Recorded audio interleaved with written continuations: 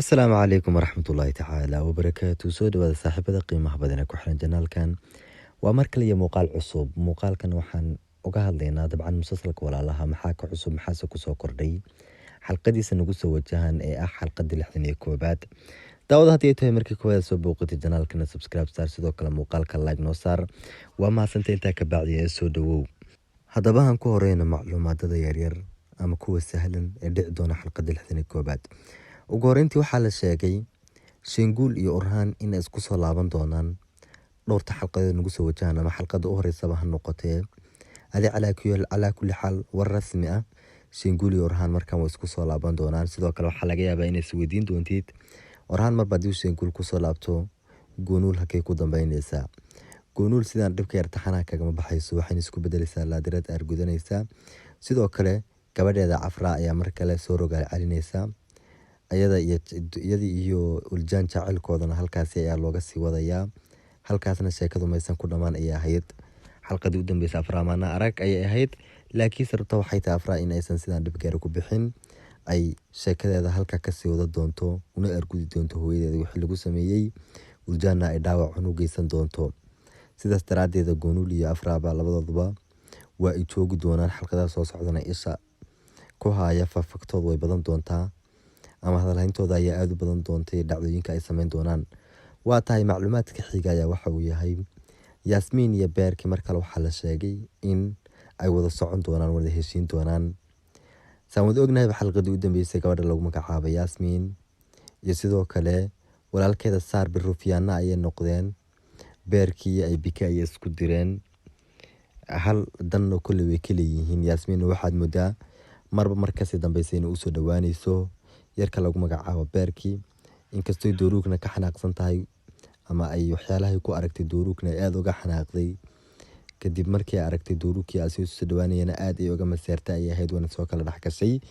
waxayna u sheegtay in mar waliba guul darada ay ku soo wajahan tahay sidaan badanna aysan u qoslin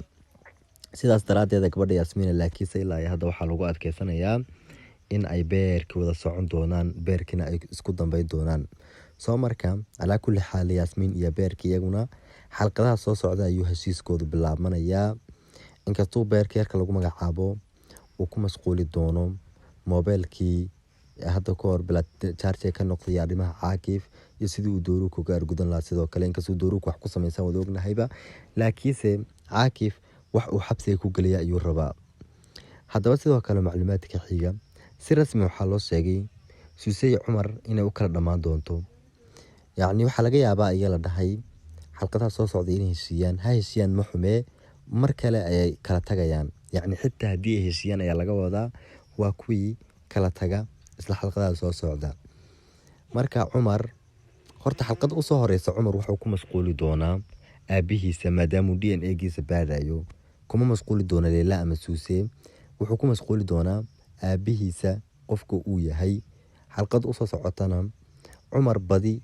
waxa uu la socon doonaa Uljaan iyo sidoo kale Asiya sidoo kale Dooruug maadaama dhiiga baadayaan waxa laga yaabaa inay isweydiinaysid intaas goormee ay noqon doontaa xalqada dhamaadkeeda runtii ilaa hadda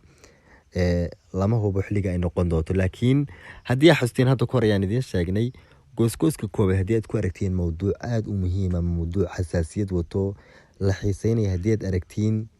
isla markaana gooskooska labaad uu soo baxo gooskooska labaadna lagu arko موضوع كمهمسن كي أنكو أرجع جوزكوس ككوبات موضوع كان حساب بدن موضوع عاس أي نقون دونا أي حلقة لمات كذا سومركا جوزكوس كلابات ما أنت خميس تاين كورسو جينا هدي عن جوزكوس كلابات كو أرجع موضوع أما يعني شيء كحساب بدن وقاد لو حسين أيو أما سر فشل ميسا أما هالنقطة وحيالك كلام أنت أي نقون حتى كلابات لمات كذا ما نقونيسو Cumar markuu DNA-giisa baaray ama jawaabta uu sugayo xalqada dhamaadkeeda ma noqon doonto insha Allah waa sida aan rajeynayno xalqada soo socotana waxaan rajeynaynaa in aan tafaasiil dhameystiran ka helo Cumar inuu aabihi ogaaday in kaliya DNA-ga jawaabtu waxay soo baxdayba inkastoo gooskooska dhexdiisa Cumar murugaan wajigiisa uga jeedna ama shock hadii u taqaantid yani naxdin yar oo kaliya yani suu u filayay meesan wax u dhicinaya ahayd labada mid way noqon kartaa inuu yani dhiiga isku mid noqdeen iyo sidoo kale inaysan isku mid noqon iyo sidoo kale in yacni dhiiguba uu hagaagi waayo ama yacni inuu mid kalaba noqdo. Haddaba sidoo kale arrinka xiisaha badan ee la sugaya xalqada nagu soo wajahan ayaa waxay tahay mar kale Caakif wuxuu ku laabanayaa Suuzaan. Xalqadii u dambeysay saan wada arkaynayba Caakif qoftii Suuzaan ahayd aad ayuu uga soo dhameeyay ay ahayd. Markaana waxaad moodaa in ay Suuzaan ogolaanayso. Suuzaanna sabab badan ayaa Caakif ku ogolaanaysaa sababtoo ah qoftii Nabahad ahayd maalin dhaweyd hadal xun ayay ka maqashay ay ahayd. Hadalkaas oo ah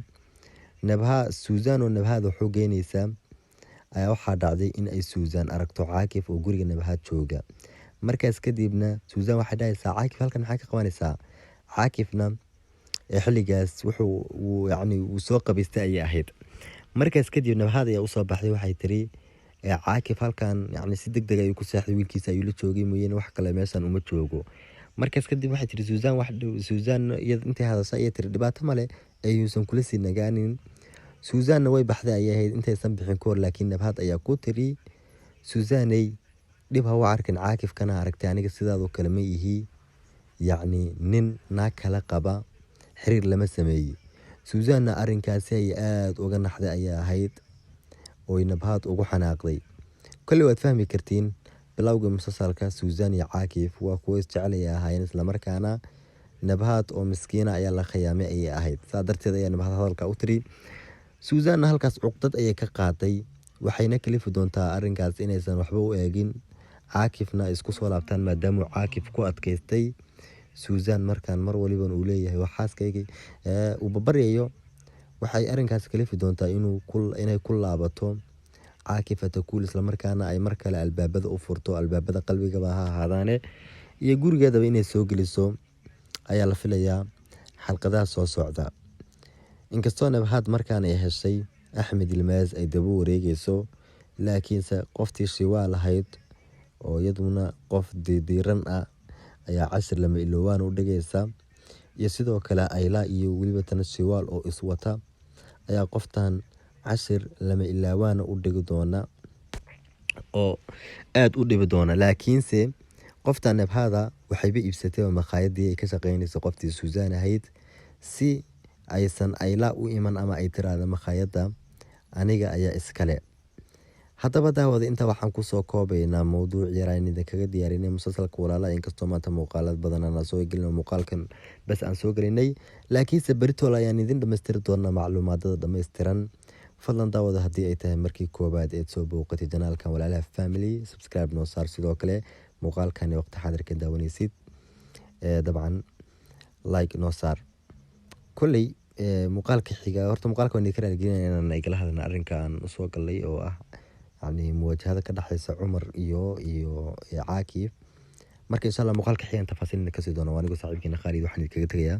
Wassalaamu calaykum waraxmatullaahi tacaala wabarakaatuh.